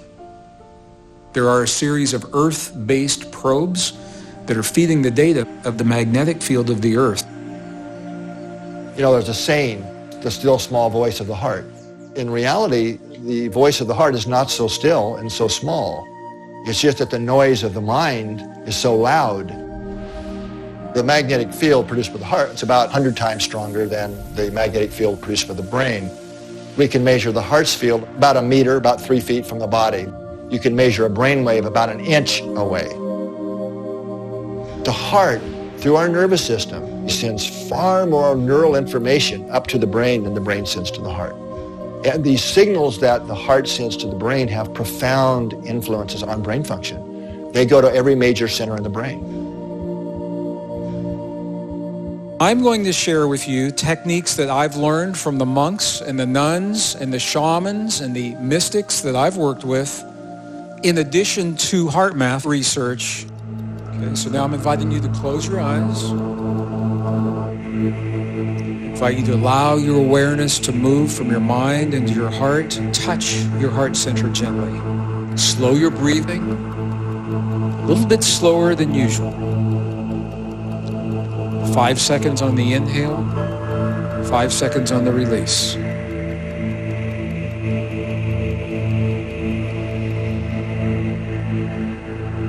Five seconds on the inhale. Pause.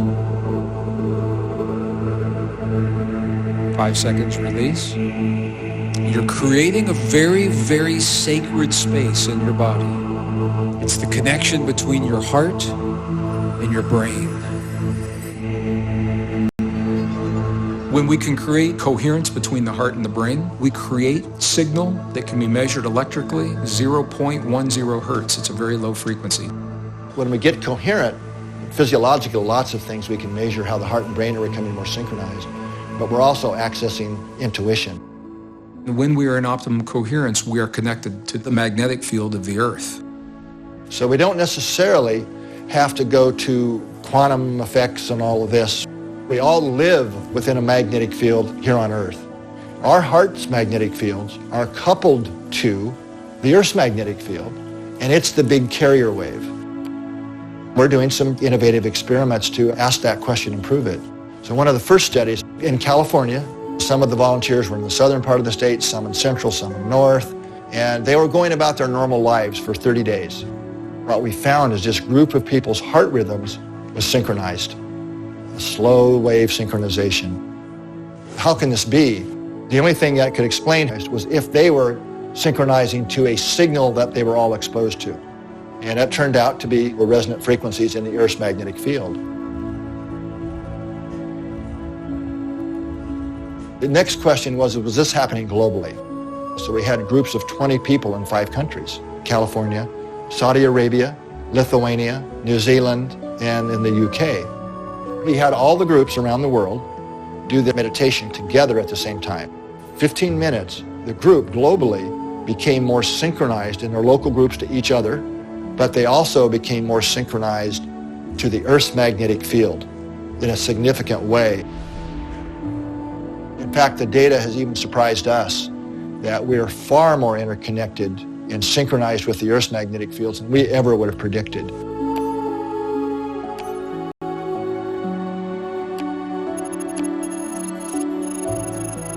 Back in 2008, I decided to see if we could use our consciousness to lower violence in war-torn areas.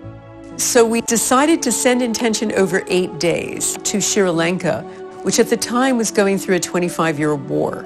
You can scroll down this page and look at the data of the peace intention in Sri Lanka. You can see there's a fairly steady trend away from what should be just a horizontal random walk along that black line in the middle of the graph.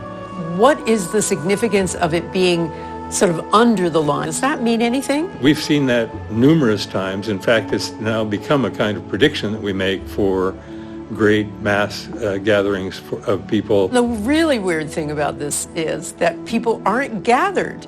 They're actually sitting in front of their individual computer screens everywhere in the world. We had participants on this experiment from about 80 countries around the globe. What was really interesting was that a few months after that, that 25-year intractable war was over. Did we do this? What you need to do in order to start claiming that maybe consciousness had an effect is repeat over and over and over again. So we replicated it for the first time in 2011 to mark the 10th anniversary of 9/11.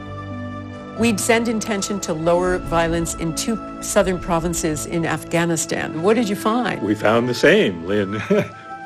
The data here, driven in the direction of negative going trend in both cases, the larger span of time and also the very concentrated, focused intention period. It was evident that violence in those 2 provinces had plummeted to levels that were far lower than before. So that was fascinating, and we ran one in Washington, D.C. Again, we lowered violence by about 1/3.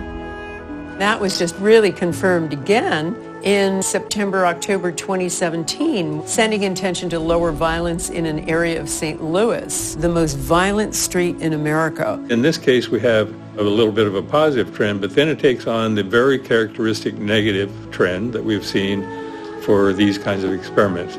A professor of statistics, Dr. Jessica Utz from the University of California, she provided an analysis. Crime went up in 3 areas. The only thing that went down, and went down hugely, it was by 43% compared to the year before, was violent crime in our area of focus, Fairground. It really says a lot about what group mind could possibly be. Everybody has always understood that we're connected in this way. Consciousness is not just an electrical activity in your head, but it is a kind of wonderful composition of heart and mind and soul and spirit. When you put that all together, what we find is that science, using the best techniques of the 20th and now the 21st century, has borne out the deepest truths of our most cherished and ancient spiritual traditions, saying we are connected to one another, we're connected to all things, and what we think and what we feel is important in our lives, it's important in this world.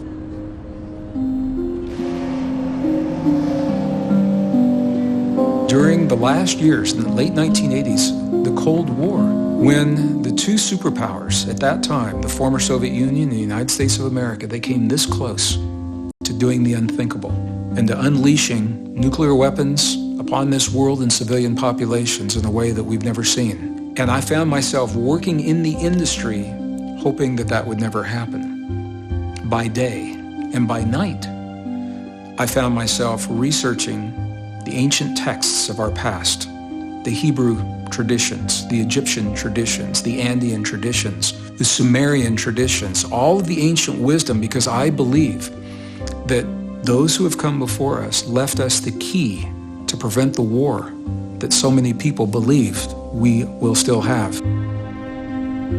For that reason, my journey has taken me to some of the most remote, isolated, magnificent, pristine, beautiful places remaining in the world today, in the monasteries, in the libraries, and with the shaman and the healers, where they preserved the wisdom that we're only beginning to understand.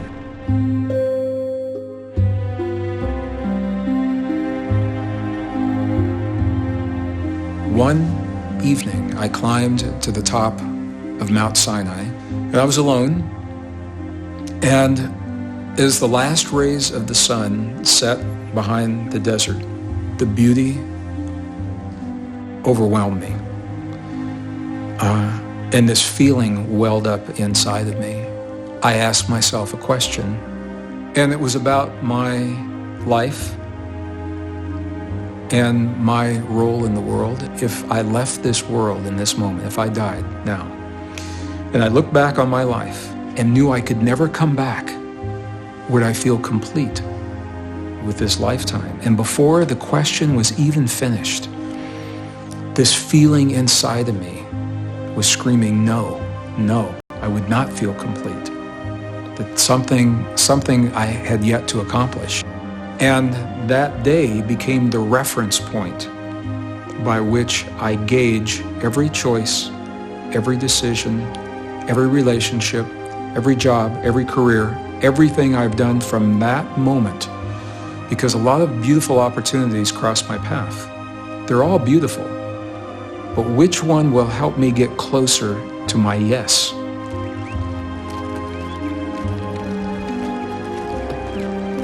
We now come to Qumran, the place where over 960 documents ultimately were found. Some of them 2,200 years old. One of the most powerful documents, the War Scroll.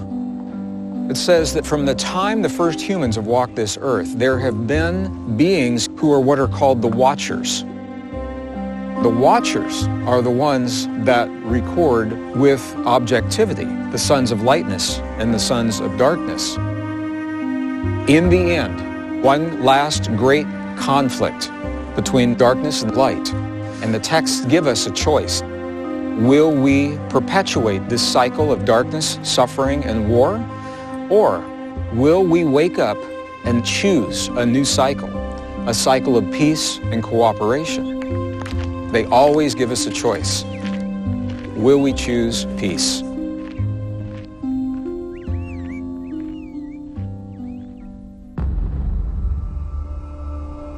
On one platform, there's what we will call dark consciousness.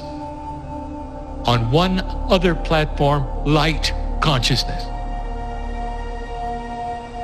2 years, we've told you, be ready for the dark. It will not give up without a battle. And now the battle is here.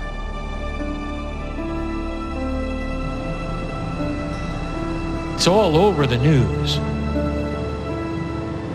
Everything that they are doing is calculated to scare you to death. Fear is black. If you shine your light and staying out of fear, the whole world will be brighter for it. Nothing can survive your light. Nothing.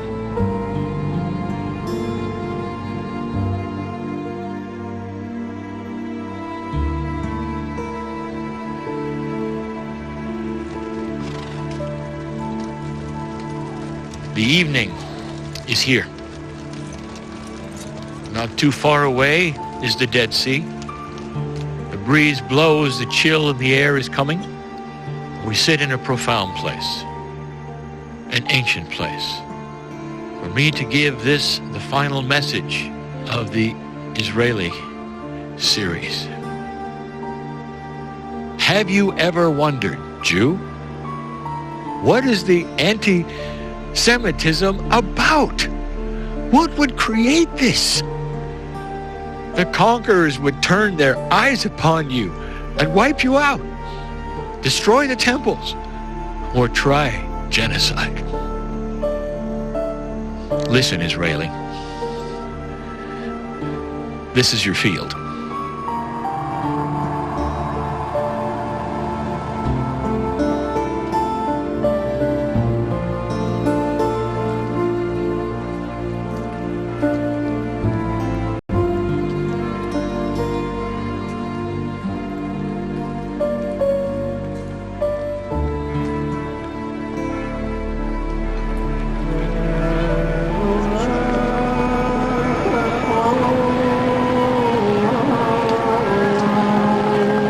And so it is we start the journey. The city on the hill is where you are. This is and always has been the symbol for the new Jerusalem in a world of peace.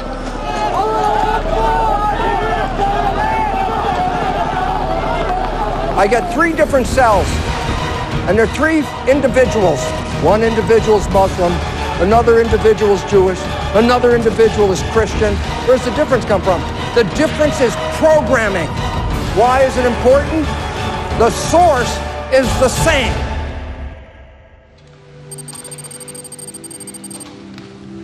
All the channels we've given you in the last week have been profoundly given in love. In love. The term the chosen ones refer to the Jews, chosen to bring this planet a monotheistic God, a one God. That the one God would then be seen by the planet, and eventually the entire planet would be unified with one God.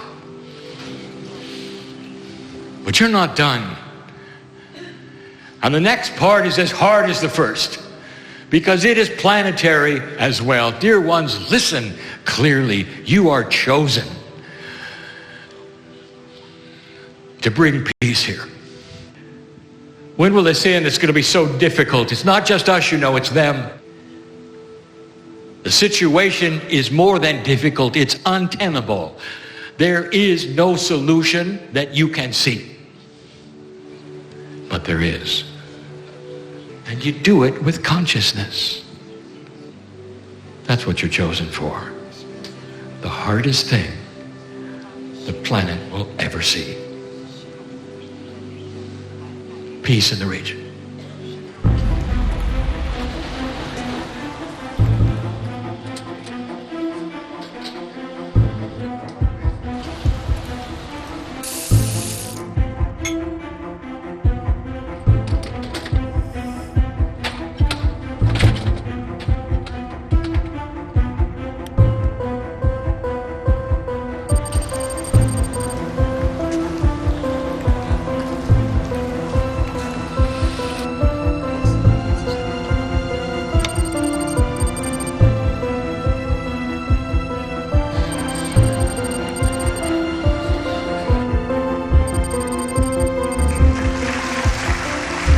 ערב טוב לכולם.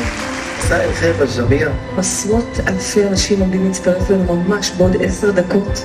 כל העולם, מעיראק, מאיראן, ממרוקו, ברזיל, פיליפינים, ארצות הברית, איפה לא? כולם עם כוונה אחת. כולם מעני מושתרק. שלום במזרח התיכון. סלאם בשרק אל-אוסט. דוקטור בהדורי מאינדיה, מהודו, מבקש לברך אותנו. Good wishes to you and to everyone. Blessings and love to Israel and all surrounding countries. So God bless you all. Is Jerusalem on? Jerusalem is on. there. Yes. Hi, Jerusalem. We have people from so many different countries. Saudi Arabia. Yes, there they are.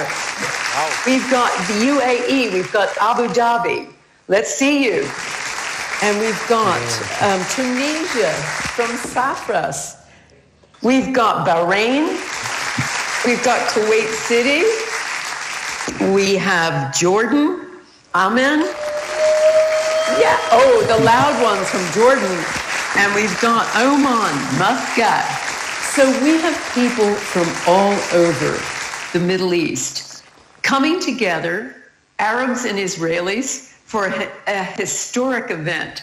And we also have many thousands of people from all over the world participating on YouTube. One of the people responsible for this event is Dr. Salah Al-Rashed. And thanks to him, we are broadcasting in southern England in Smartway Studio. So are you ready to begin now, everybody? एक चिंतन करिए कि एक स्वर्णिम आभा इस पृथ्वी पे चारों ओर फैल रही है. Our intention is to lower violence and restore peace in the old city of Jerusalem by at least 10% or more. Imagine it with your 5 senses. See people putting down their weapons. See people restoring peace there. See people hugging each other, hugging strangers, reaching across the aisle. Hold those intentions in your mind as you imagine yourself holding the hands of everyone on either side of you. If you're watching on YouTube, imagine you're holding the hands of everybody, all the thousands of people on this call.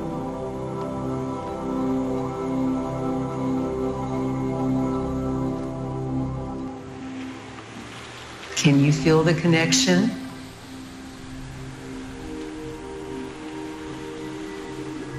Are you seeing peace?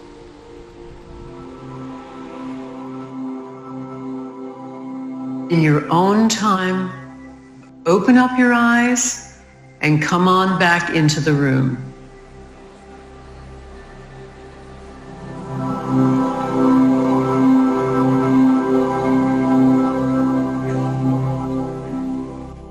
Would anybody like to talk to us about how that felt? Yes. So we have someone from Amman. Amman. How are you? It is amazing experience. We all here crying, our tears falling down. Like a commercial that you see on the road, and it was written, the peace is already here. Yes. Jeddah in Saudi Arabia. I saw myself there, and I felt very strong love for the Jews, in spite of our raising up to hate the Jews. We live in Jerusalem. We know it personally. This is so emotional. And I've seen the 4 quarters of the old city as the 4 rooms of my personal heart. Yes, you're on Abu Dhabi. Israelis are dancing, the Palestinians, they hug each other, and we are with the Israelis, like we share peace and love. Tunisia. Yes, Tunisia. I saw a lot of children running, and there is a lot of loud voice of laughing. You took me to the place I really love. I saw there families and lots of people laughing, lots of joy and happiness. I wish I could stay there. I wish I didn't come back. My name is Libby from Jerusalem. It's so overwhelming, the possibility to be connected with you, our sisters in Amman and in Damascus and in Iran and all over. We are thousands saying enough. It's about time to unite. We are one. It's time of compassion. My name is Fatima Salemi, and the peace in Arabic means salam, and my name is Salami. So I feel in peace, I feel in love, I love you, or God is my God. I love you.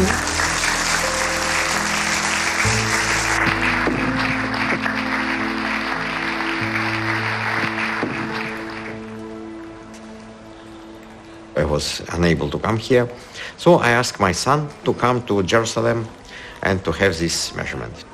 The moment when signal increased was at Jaffa Gate, and it was after people finished meditation. There is no war between us. There is only love. Number one, it was beginning of the experiment. But then after they had this collective meditation, it increased tremendously, really big difference. And number three, it is same place, but measured a year before, but it's very unstable signal. It means that under the influence of collective meditation of people, we have balancing of environment.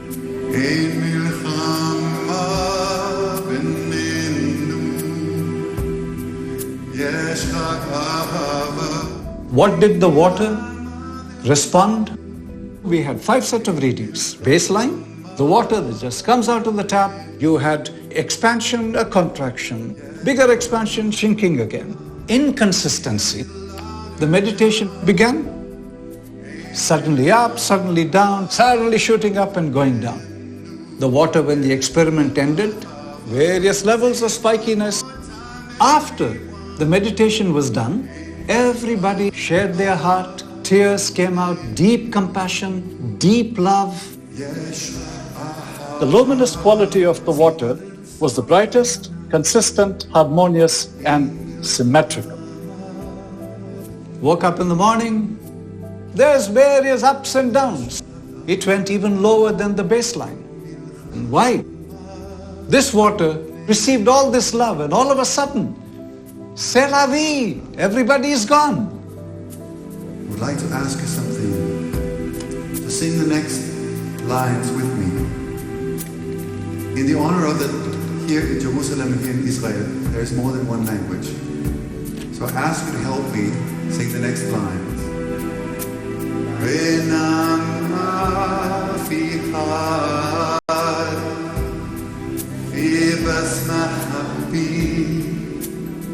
Sing it again.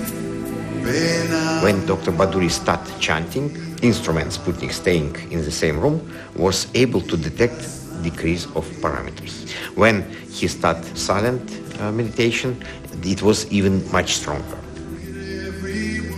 When people meditate, it decreases the level of radioactivity, it decreases the level of noise, electromagnetic noise, and it makes everything much more harmonized.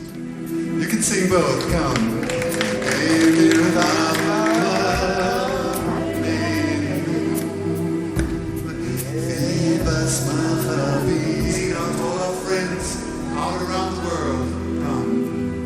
We looked at the data. It consists of 32 instruments placed all around the world, mostly Europe and America, but some in Australia, some in Japan.